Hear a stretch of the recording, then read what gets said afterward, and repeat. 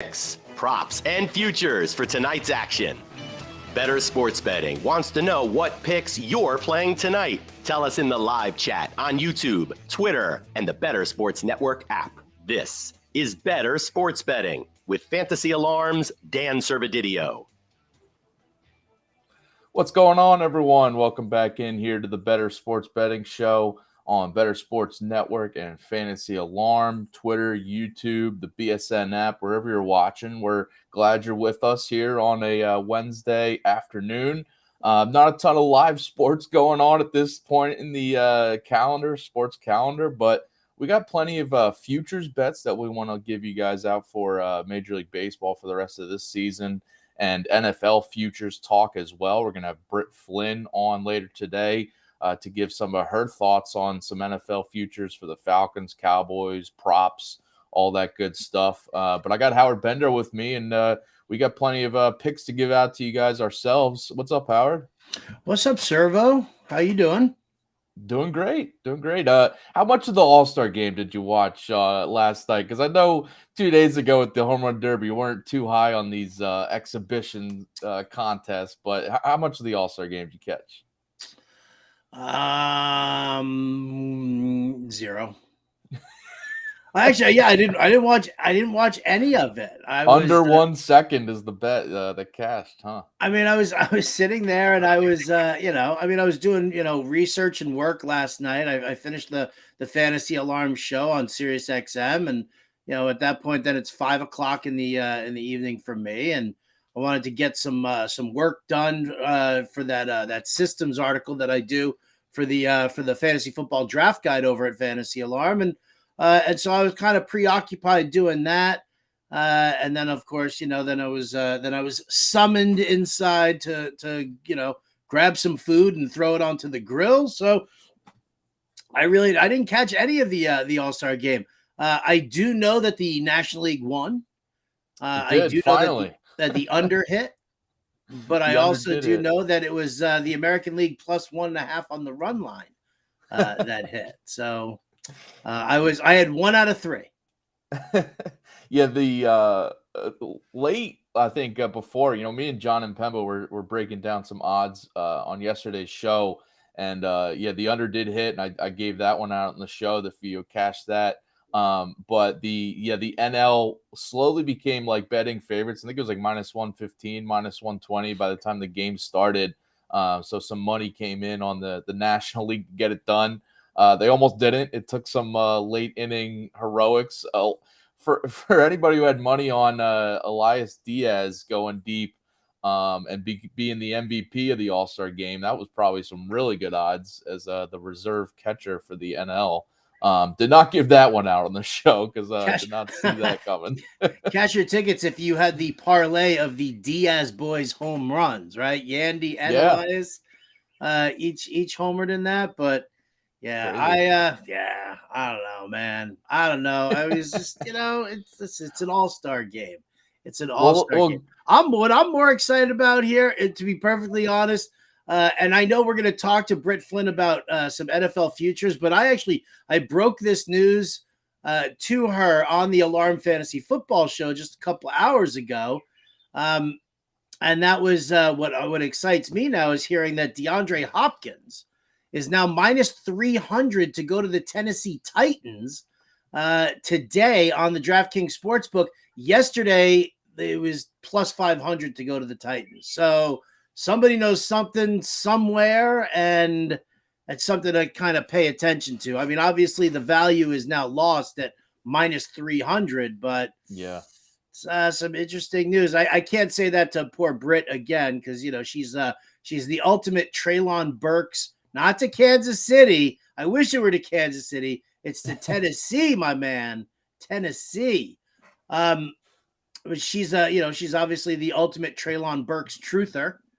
And listen, me and Andrew Cooper were in on Chig Okwonko for fantasy purposes. There you go, Adam Bernard, everybody, ultimate producer right there. I love it. The studio audience is going bananas. Look at that. That's some crazy odds movement there. And that's some sick odds movement without a doubt. And, listen, I think that's probably more notable. Like looking at something like that, especially, for, all sorts of fantasy and betting purposes, definitely better than than that schlub All-Star game. Although I'll tell you what, you with your pick for the All-Star game and you hit the Vladimir Guerrero Jr. to win the home run derby bet. So you're actually batting 1,000 on the MLB All-Star break. It just takes a little bit of research to dive into it. By the way, the home run derby, going back to that, you almost cashed with your long shot bet on a Rosarina. He almost came through and beat Vladdy there, but came up just short. But you were close also on Julio. It was, that's what I told you on the show. It was like between Vladdy and Julio winning it, and Julio hit those 41 homers in the first round, and then just kind of gassed out in the second round. But yeah, we were both kind of on point there. And yesterday we hit on the under there. It's just these, it was the trend of the American League winning the All-Star game, and then the trend of just these unders cashing almost every year in the All-Star game. It's just one of those things. The pitching has the upper hand in these, especially late innings. You just get these, fireball relievers coming in for the 6, 7, 8 innings. Throw as hard as you can for one inning. I mean, that's the problem with the All-Star game is that, you have to accept the fact that it's like a little league game. Everybody has to play an inning. So, and Felix Bautista's dead time, by the way. Yeah, I did not see if any reliever was going to blow it up. I didn't think it'd be Felix Bautista giving up that one. So, it's tough for the AL backers. But we'll have Britt Flynn on to talk some more NFL picks, and us ourselves will go through some NFL prop totals and odds for the 2023 season. But we want to talk some MLB futures picks here and some playoff odds, because this is a great time to just kind of take stock with the All-Star break. You got a few days to kind of look at teams from afar and see how they project for the rest of the season. And it's going to be interesting, this wild card race, because, some of the divisions are pretty much locked up and there's not a ton of value on odds betting, for futures for divisionals. But when you look at like teams to make the playoffs, I wanted to focus on some of these teams and we could kind of go back and forth, see where we like them. So here, let's start with the NL here. The Brewers and Reds are both just interesting stories here in that NL Central. The Reds have been the story, but they're still a slight underdog to even make the playoffs here at plus 100. No is minus 120 to make the playoffs. And the Brewers there, sports books are expecting them to make a push here in the second half, minus 145 on yes, and no is plus 120. I mean, how do you see this NL Central shaking out? Because, the wild card picture is such that the team that doesn't win the division, it might have a tough time to even make the playoffs as a wild card team. So how do you see these two teams in the second half? I mean, I think it's really going to come down to how aggressive Cincinnati is on the trade front, right? If Cincinnati makes that move, because listen, we all know that the Mets are going to deal off Scherzer, they're going to deal off Verlander. Okay. Now, neither one of those guys are in their vintage form, but when you think about what that could do for a team like, let's just say the Cincinnati Reds, it would be absolutely huge. You've got Andrew Abbott. You'll be getting Hunter Green back. There's talk that even possibly Nick Lodolo could be back in September, which could make things interesting for the playoffs. So I think if the Reds are aggressive on the trade front, I like that. I'll take the even money for them to, just to make the playoffs. I think that's really kind of where we're at right now. But I think it's a little bit of a dogfight here. Even if you come in second in the Central, if Milwaukee's their second, they're competing with the Phillies for the wild card spot. They're competing with the Giants for a wild card spot, and those are the top teams there. So. It's not really that, like, you don't have to win the division really per se to, enable, to get into the playoffs. their winning percentages, both of those teams are strong enough to just kind of stay in wild card contention. So I'll still, because Milwaukee, for whatever reason, they never do anything to fix their pitching. They think they're going to be fine with Brandon Woodruff, who's been banged up and whatever. They think they're going to be fine with Freddie Peralta, who's been completely inconsistent. They think they're fine with Corbin Burns, who has just been terrible this year in comparison to what anybody was expecting out of him.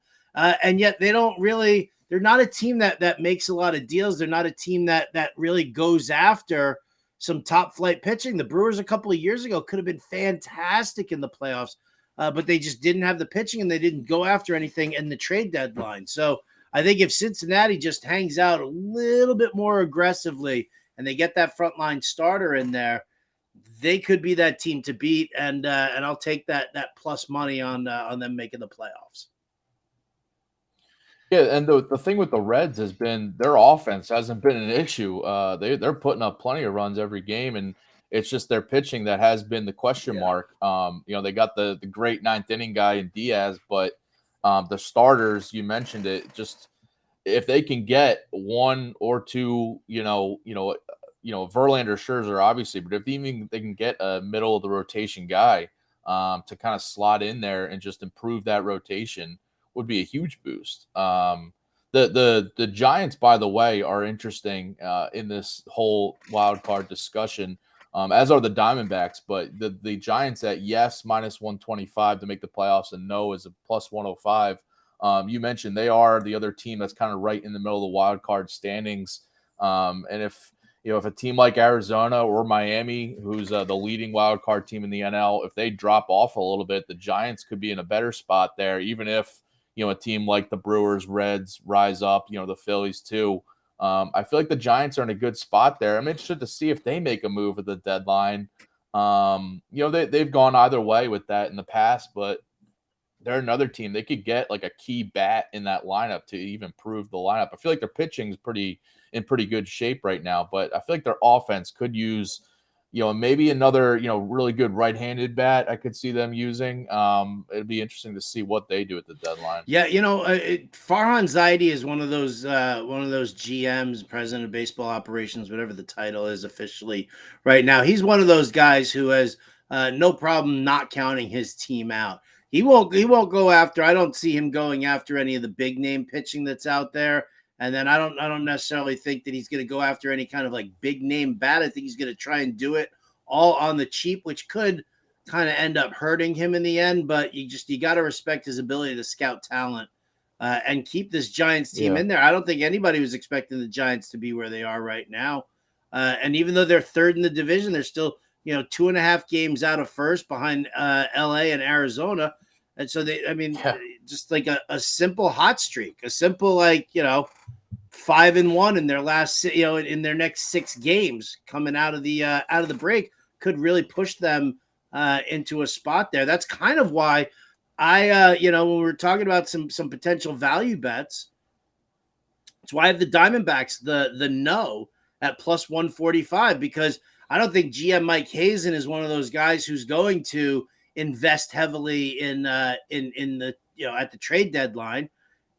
He likes his guys, he likes his team, he likes his youth, and so I think that could actually end up being a detriment as this team potentially falls off a little bit more, while the Giants could potentially surge.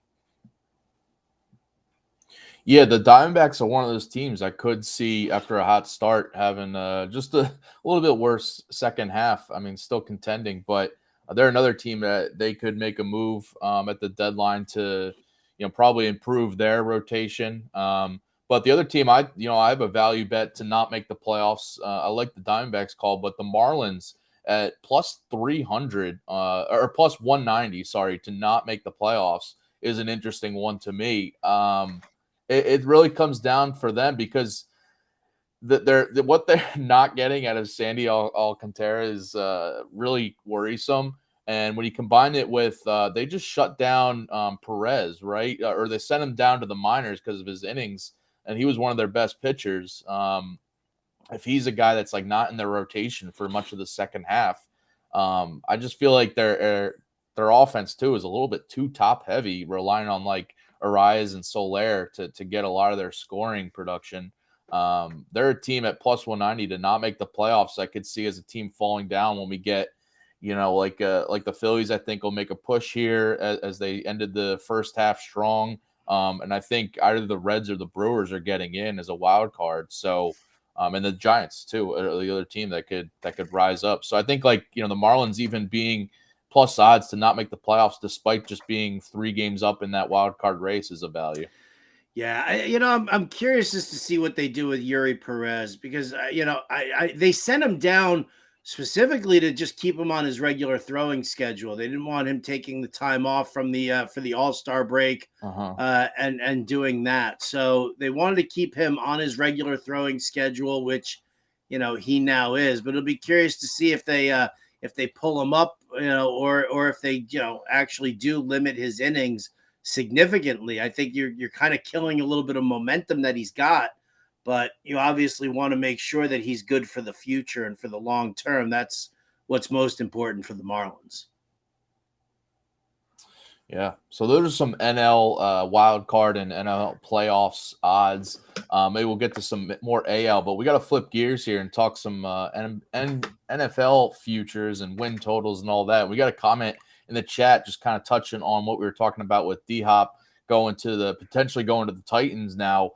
Getting the game is asking, do you grab Malik Willis with this D-Hop news? I think he's referencing fantasy football. Maybe in Dynasty you take a shot on him, but I think in regular season fantasy on the waiver wire, I feel like it's Tannehill, right? And it's Tannehill gets a boost, and they drafted Will Levis. Malik Willis just doesn't fit this scheme. It's a run first scheme. They don't need the mobile QB that Malik Willis can be. I think they're perfectly fine with Tannehill as a pure pocket passer, and then they'll make that move to Levis a little later on. So Malik Willis. I think Malik Willis is nothing more than a wasted pick, whether it's dynasty or redraft.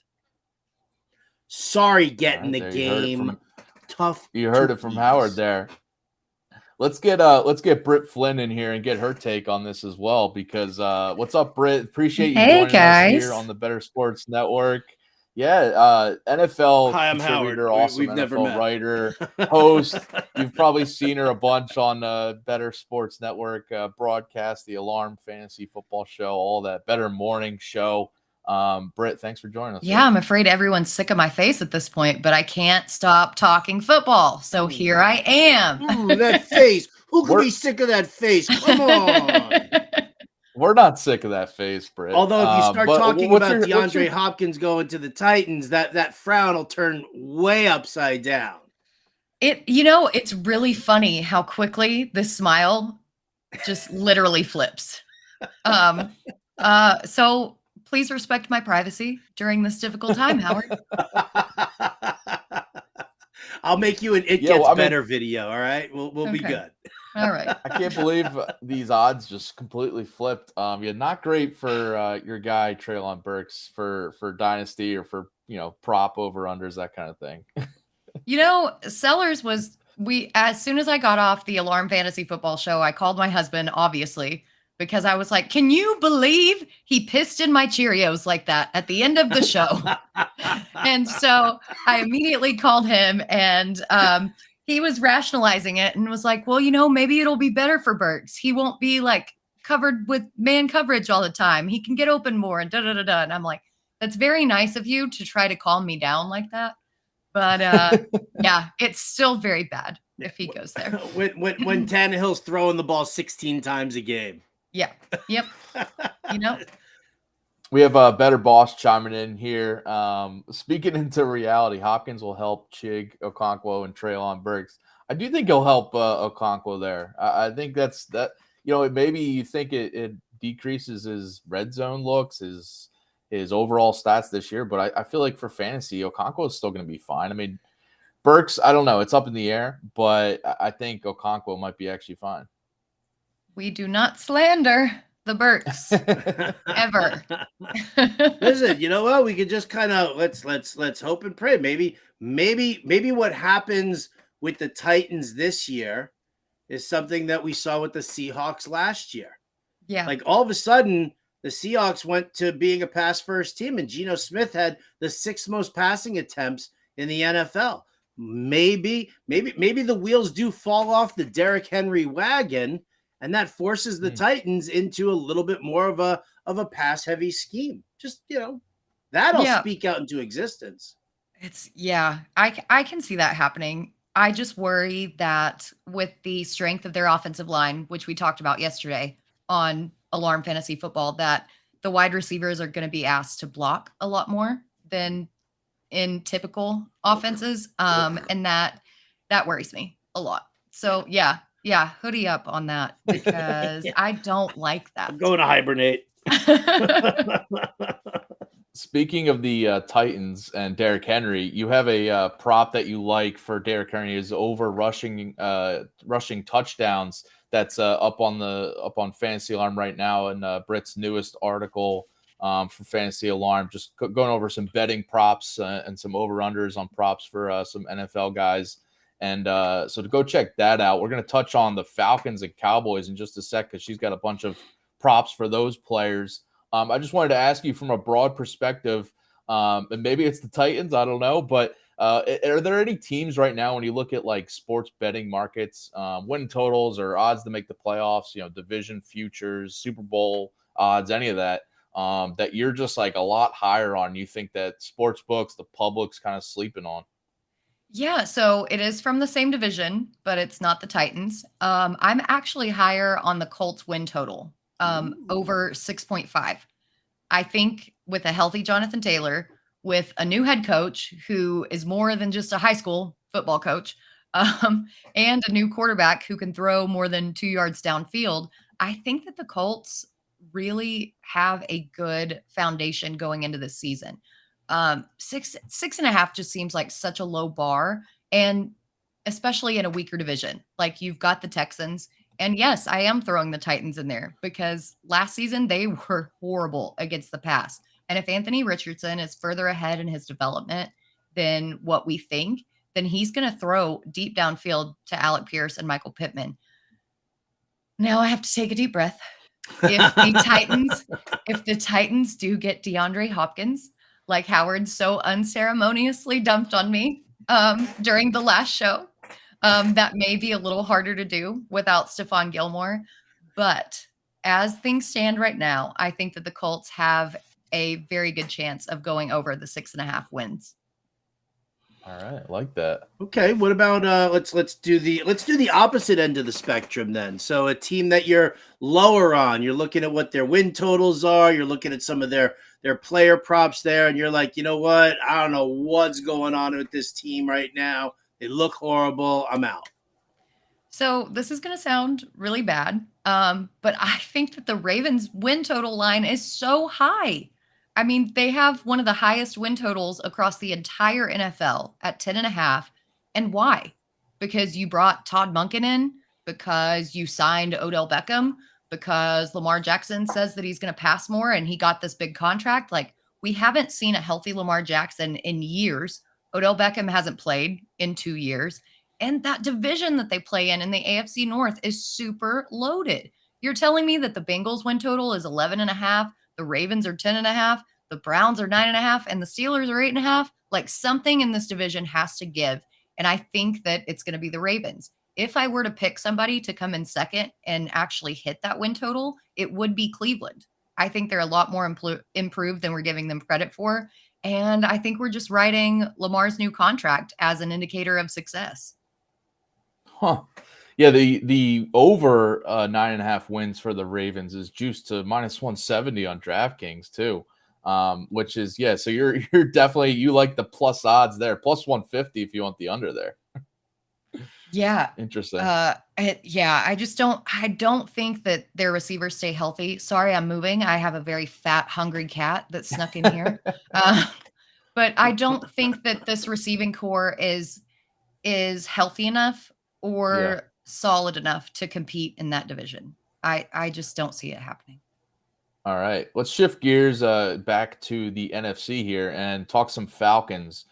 because you have I mentioned that betting props article. You have a number of guys on there that you like the over. So I think maybe you're a little higher on this offense for the Falcons at least. Overall perspective, what's your kind of expectations for the Falcons here? Their win total at 8.5, minus 120 to the over, and under is plus 100, but also just plus 215 odds to win the NFC South, just behind the Saints there. So a team that should be contending for that division title this year and improve. What's your expectations for the Falcons? It feels so gross to be high on the Falcons, but yet here I am, and I find myself here yet again. But I think that these odds have built in just this stupid cat. I'm so sorry. I'm gonna kill this cat. Not really. I love him, but please don't. I want to see this cat now, go all Tasmanian devil on you right now, just like. Well, he's scratching on my chair. He's rubbing on my computer cord, and I'm like trying to smack him to get away, and he's just not. So I'm a professional. Anyway, so I know that Howard isn't in on Desmond Ridder, and to be fair, that still remains to be seen. But Drake London did perform significantly better with Desmond Ridder at quarterback over Marcus Mariota. In the 4 games that Ridder quarterbacked, London averaged 83.5 yards per game. That season long would have tied him for 8th best out of all the receivers in the entire league. They've been developing great chemistry from what the beat reporters are saying. This division sucks, quite frankly. There's no one else that really stands out. And Atlanta did a lot bringing in pieces to kind of shore up their defense that kind of flew under the radar. They signed the safety Jesse Bates from Cincinnati. They brought in Jeff Okudah from Detroit. Their secondary was a big question mark last year and a big liability. And I think that they've done a lot to help fix that. Then you think about how mobile Desmond Ridder is, and not in the way that Mariota just kind of scrambled around and got out of situations. No, you can actually design runs for Ridder. Think about him and Bijan back there. I think they're going to run a lot of play action. They're going to fool defenders. And if a play breaks up, Ridder's got the wheels to kind of make something out of it. I can see them winning the division, and it sounds so disgusting to hear that come out of my mouth, but I think that they do it. I mean, I gotta say, as someone who follows college football, and I know you do too, Britt, 2 years ago, if you would have said, all right, this Falcons offense or any NFL offense is going to have Ridder, who was a stud at Cincinnati, Drake London, Kyle Pitts, and Bijan Robinson all in the same offense. I know they're all young, Bijan's a rookie, obviously, but just having all that talent on the same side of the ball is just something you can't overlook. So I like that you're high on these, the offense at least. And yeah, you mentioned the defense should be stepping up too. Now we just have to rely on Arthur Smith to do the right thing and call the right plays, which is a big ask, but the talent is overwhelming. Spoiler alert. I'm going to tell you what Arthur Smith's going to do. Run the ball, guys. Run the ball. Right? He's like Denzel Washington and Remember the Titans. I run 4 plays. They're all veers. Right? I mean, that's basically it is. So, listen, I don't mind it. It's not that as grimy as it might seem. If you just look at the rest of that division, it's really not that grimy because, like you said, they made all these offseason moves for their defense. And now their secondary is seriously AJ Terrell on one side, Jeffrey Okudah on the other. I mean, that right there is going to be unreal. You put Okudah on the number one guy, and then what? You float safety help over on AJ Terrell's side. So I think that's a big deal for them. And they made that move so that they could, with good conscience, take Bijan Robinson at number 8 overall. So, I mean, I don't think it's really that disgusting because, all right, the Saints, Dennis Allen sucks at coaching, right? They have good talent there on the team, but they could be like a huge headache, especially with the Alvin Kamara situation still technically unresolved, and we don't know what the NFL is going to do. Tampa Bay, you going from Tom Brady to Baker Mayfield, did you think that you can, I don't know what, sustain anything? You also brought in a very run-centric offensive coordinator in Dave Canales.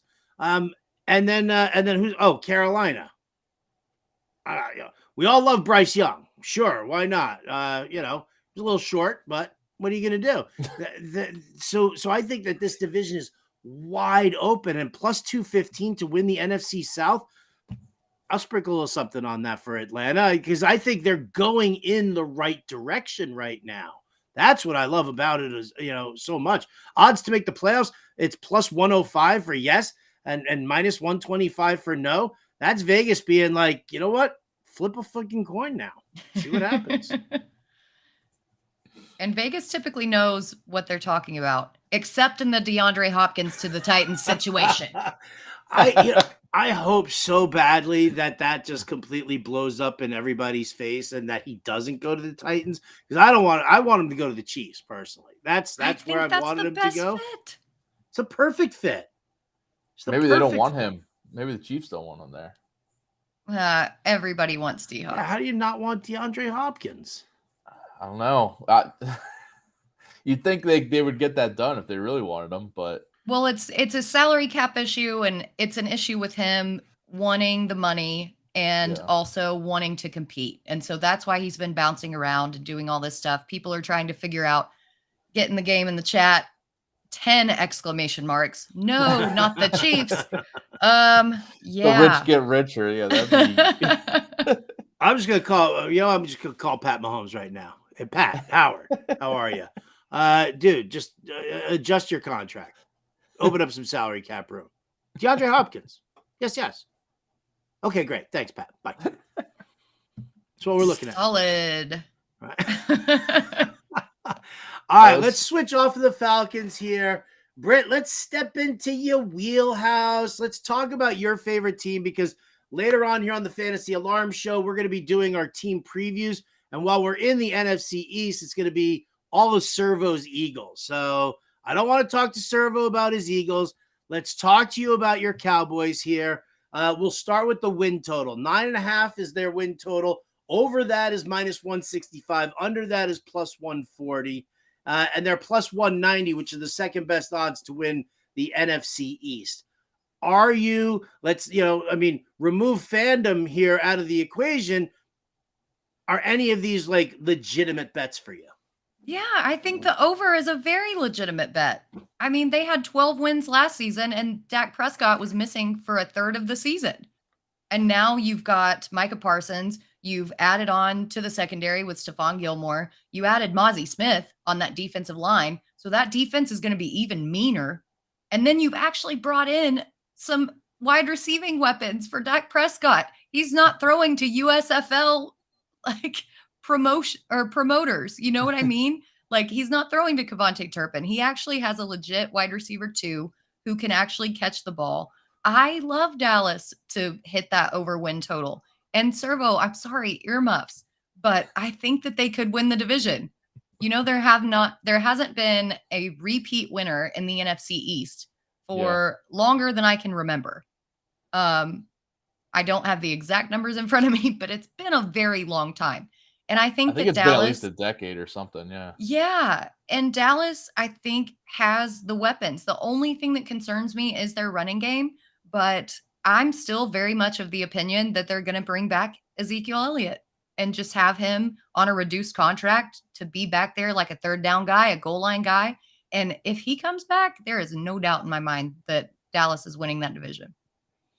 Yeah, I mean, going into last season, they were the favorite, the betting favorite to win the division over the Eagles, and the Eagles had that great run and great season. But you mentioned it, if there's going to be a team that maybe drops off a little bit from last season's production, it could be the Eagles, not going 15-1 or 14-1 in Hurts's starts there.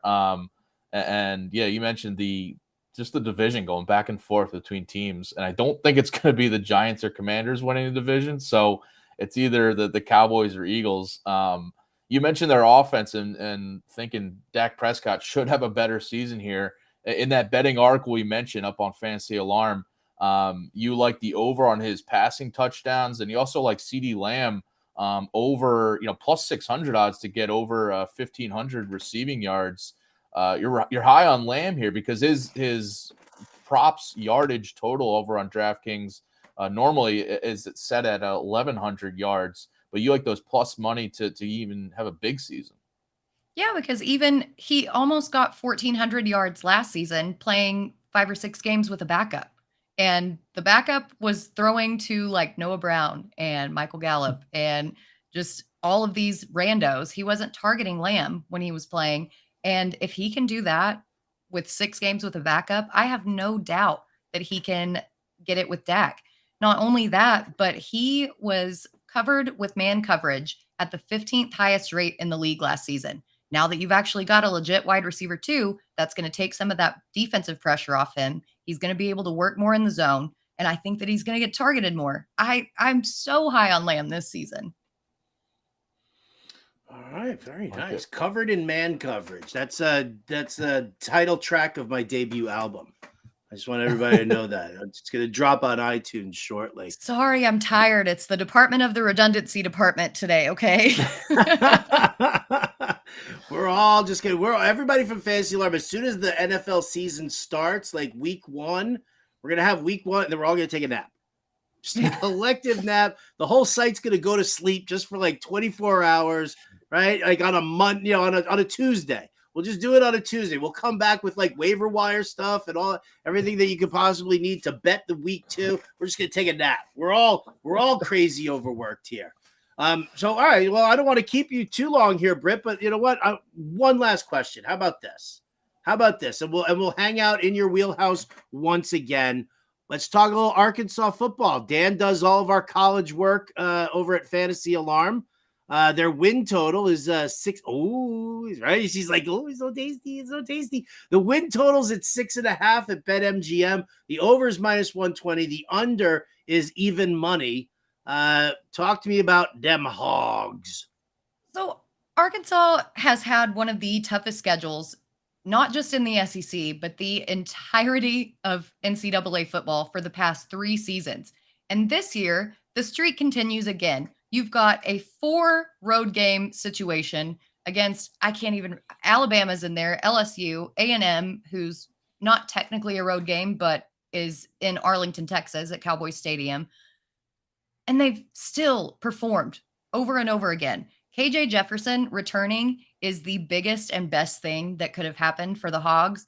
He's a big guy. He has an accurate arm. His rushing upside is insane. And I think that this backfield with Rocket Sanders, with Rashad Dubinion taking a second year, they might have one of the best backfields in football. I'm not just saying this because obviously I live here and they've been my team since before I knew how to talk.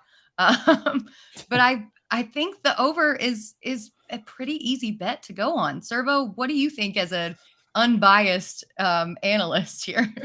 No, I like the over too. I think when I first saw this 6.5 line, I just thought it was maybe a win too low because they went 6-6 last year in the regular season. And you mentioned they got Jefferson back, hopefully a full season for him, and Sanders. You mentioned that tandem is, quarterback, running back, rushing tandem is one of the best in the country. And like just bouncing back and forth. Their offense wasn't an issue last year. Their offense was really good. So their defense is the big question. And just looking back at their season last year, like they had, a couple of like unfortunate wins that maybe they should have gotten. Like they lost to BYU, or they beat BYU, but they lost to Liberty, which was like a big question mark. I mean, so like stupid. that, if you put that win on their schedule, then they're automatically, there are 7 wins here. So I think their schedule's, fine this year, but I expect a solid season from Arkansas. I like their backfield, Sanders, Jefferson. I mean, Sanders is so good. Rocket Sanders is so good. So I think I'll be eyeing him this year for sure.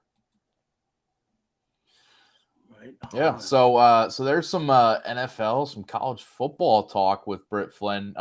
Go check her out on Twitter at Britt_Flynn, and she's on the Bettor Morning Show, 8 a.m. here on the Bettor Sports Network, the Alarm Fantasy Football Show with Howard as well, and just content all over the place over at Fantasy Alarm. I mentioned that betting article, but you have the position battles article for the draft guide as well. So everything Britt does is gold over on Fantasy Alarm. Appreciate you taking some time here, Britt.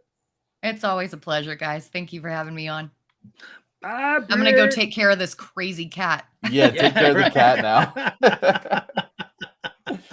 I mentioned the draft guide there that Britt is contributing to. A lot of good articles up on there. And if you haven't already, go check out the draft guide, the Fantasy Alarm Fantasy Football Draft Guide.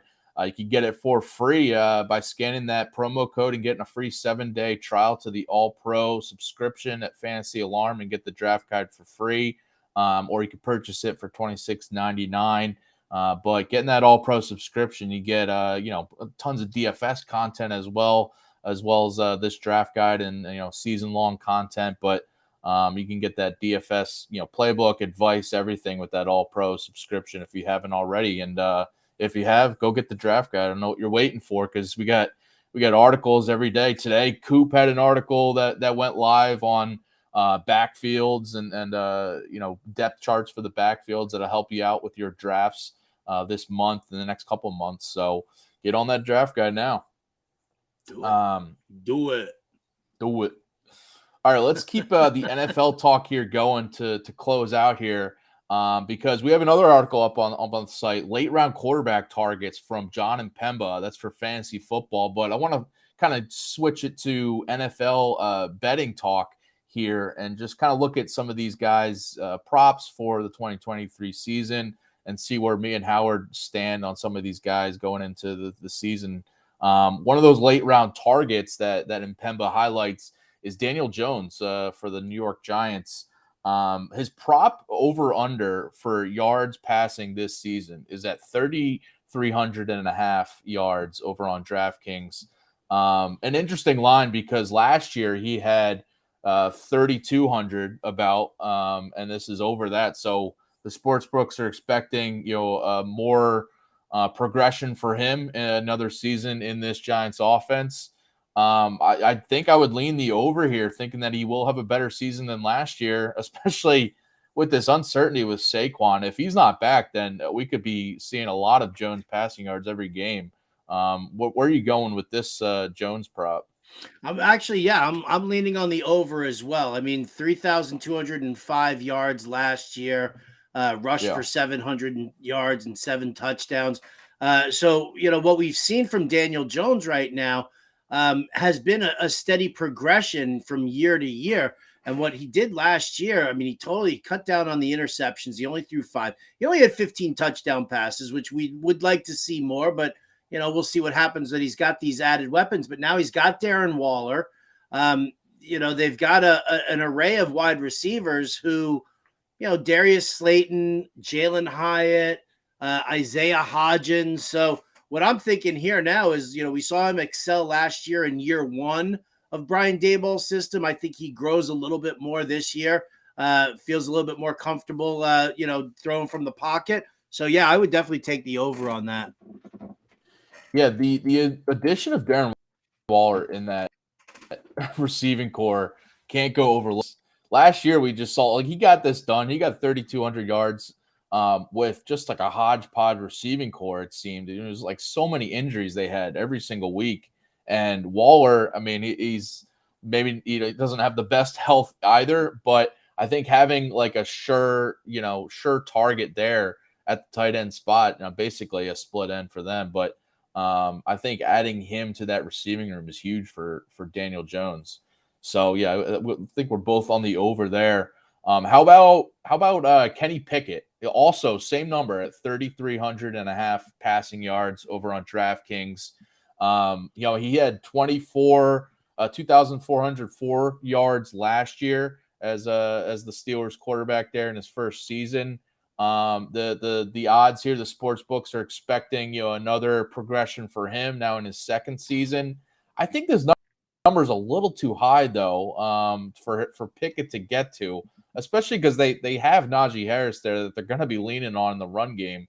I just think this line is just a touch too high. What do you think? Yeah, I think it's a little high as well. When I saw it at 3,300, I was like, listen, he played. How many games did he play last year? He played a total of 13 games last year, and he only threw for 2,400 yards. I think one of the things that's going to hold him back as well is that Matt Canada, as the offensive coordinator, very vanilla offense. It's conservative. There's not a lot of innovation with it.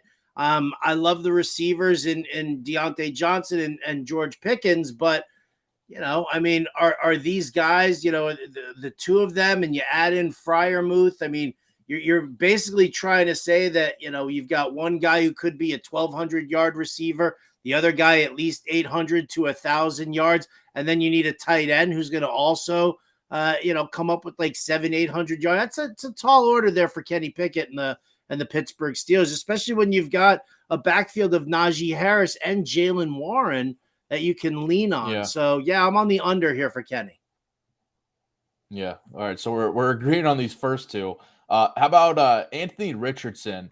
15.5 passing touchdowns is the prop for him.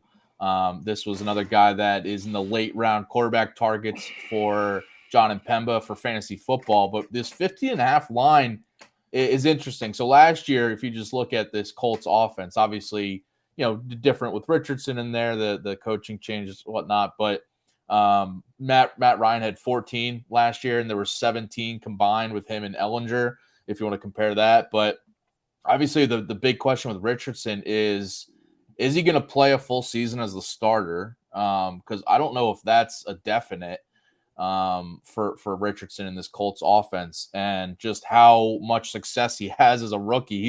He's the big wild card, and he was going into the NFL draft. You hope that the Colts are hoping that they hit a home run with him and he turns into that one of those next stars. But I think 15.5 is just a little risky taking the over there. I'd lean the under, but I think maybe I'm staying away because it's just really up in the air of what we can expect from him. Yeah, it's definitely a no bet for me. It's definitely a no bet. I mean, I think that there is talent there. I think he starts. I mean, if he doesn't start in week 1, then I think that he's there at least in week 3. I don't have the confidence in Gardner Minshew to really kind of carry them along that way. So, I mean, again, Daniel Jones only threw 15 touchdowns last year. I'm not going to say that, that the Colts offense is like, is that much different from them. So yeah, it's a no bet for me completely. I'd have to sit and wait it out. All right. And then the other guy that we're going to touch on here, Russell Wilson, big year for him, just in terms of whether he can bounce back. 24.5 passing touchdowns is the line there. He had 16 last year in that rough season with Denver. But 2 years ago, he had 25 in his last season with Seattle. What are you looking at here for the 24.5 passing touchdowns? This will probably burn me, but I'm going to lean on the over. I think just with Sean Payton and Joe Lombardi running this offense now, we know the scheme. We've seen it in New Orleans. We saw what Joe Lombardi did in Los Angeles with the Chargers. I mean, it's Cortland. You got Cortland Sutton. You got Jerry Jeudy. You got Tim Patrick. You've got a couple of pass catching tight ends in Greg Dulcich and Albert Aquabanum. So, and then you look at Samaje Perine, who definitely is one of those guys who can take a pass out in the flat and bring it to the house. I'm going to invest in not the player himself, because I know a lot of people are down on Russell Wilson. Our friend Corey Parson, every time you do the Better Morning Show and you bring up Russell Wilson, he talks about how much he hates celebrity quarterbacks. I'm going to still say over here for Russell Wilson. I've got confidence in this system. Yeah, I'd lean the over. I think I'd stay away in general, but I'd lean the over for a lot of those points you just mentioned. I think the Sean Payton aspect here is huge for Wilson. I think it's going to rejuvenate him and this offense. And Payton, we've just seen he's an offensive mastermind. I think he's going to unlock something with Wilson and all those talented pass catchers. And the injury, to Javonte Williams is also a big factor, I think, because I don't know if he's going to be healthy to start the season, but I feel like they're going to be a little bit cautious and leaning on him so much game to game. And we saw with these past Saints offenses, the run game isn't the priority. It's not the huge lean on factor. for Peyton. So I feel like Wilson is going to be looked to be the guy there, especially in the red zone. I feel like they're going to be looking at him to really thread it to all those pass catchers you mentioned. So, yeah, I guess lean the over there. And then the last guy we want to touch on, not in John and Pemba's article, but our producer, Adam Bernard, he's got a dynasty share of Sam Howell, and he wants our opinions on Sam Howell. Unfortunately, I could not find any props for Sam Howell out there on the sports books, but I guess an outlook for the season, betting on the Commanders or Howell's props game to game. What's your expectations for Howell as the Commanders starter this year? I don't really have any expectations for Sam Howell. I think that he needs to light it up this training camp, because I think if he doesn't have like a strong rapport with Terry McLaurin, with Logan Thomas, even Jahan Dotson, they could go with Jacoby Brissett. I don't hate Jacoby Brissett in this offense with what they want to do, because he can extend plays with his legs. But I mean, I think if Washington really wants to kind of move forward and become stop being such a bottom feeder in the NFC East, they need to kind of shine a little bright here, and Sam Howell needs to step up. I don't know. I won't put any bets on any props or anything like that. I think it's worth a shot. I think he's got the weapons to succeed. It's just going to be a matter of what we see in training camp. Yeah, I think he's one of those guys, especially because of Brissett's presence there, that Howell is a threat to probably not start all the games for the Commanders, especially if he runs into trouble. The Commanders trying to shift gears and get the veteran Brissett in there. So if there was like a yardage prop for Howell out there, I'd probably look under. Also, just because they have a really good backfield with Gibson and Brian Robinson. I could see Howell being more of like a game manager type, not throwing for 300 yards every game. So I'd lean the under if you found a Howell prop out there. So there's your Howell talk, Adam Bernard. For Dynasty, I mean, I think the Commanders, depending how the season goes, they're a prime candidate to draft another quarterback next year. I think that's probably what they're looking for. Hoping to get like Caleb Williams from USC if they're in that spot for sure. So they're a candidate for dynasty purposes, maybe not to be holding on to Howell for too long. We'll see. Maybe he lights it up this year and that changes their minds. But we'll see on that. We'll be back tomorrow, by the way. Appreciate everyone watching here on the Bettor Sports Network, Bettor Sports Betting Show. We'll be back tomorrow at 4:00 Eastern to talk some more futures odds. We got no more. We don't have baseball games until Friday, so we got plenty of, another day full of just talking some futures odds. We're going to have James Grande on tomorrow with me, and I know we're going to dive into some NBA talk with him. A lot of moving parts in the NBA offseason. That'll be a good time to just kind of look at some odds and some futures in the NBA, and we'll still talk some MLB too with James there. But Howard, appreciate you joining me here on this Wednesday. Enjoy a night with no major live sports. We got some WNBA, some NBA Summer League, but I don't think either of us are too glued into that to lay some bets on it. But maybe down the line this summer we'll be Howard's going to be sleeping. Good time to catch up on some sleep. No, we got a staff mock draft for those of you who do play fantasy. We do. I know it's a betting show, but if you play fantasy, the Fantasy Alarm Draft Guide for fantasy football, you want to get it. Trust me, fantasyalarm.com/draft guide. And then we're doing our first staff mock draft this week. Next week, we're going to do another mock draft where it's going to be super flex. So we're going to be pounding all this stuff out for everybody. You will be happy that we did. Yeah, and you'll see those results probably the next day or two, just of how that draft shook out tonight, and see how we all went with our picks. So definitely stay tuned for that. Appreciate everyone joining here, and some awesome MLB NFL futures talks for the rest of this season and upcoming football season. Howard, appreciate joining me here, and we'll be back tomorrow at 4 o'clock Eastern every weekday here on the Bettor Sports Betting Show. Good luck, everyone, with your sports picks. See ya. Bettor Sports Betting on the Bettor Sports Network.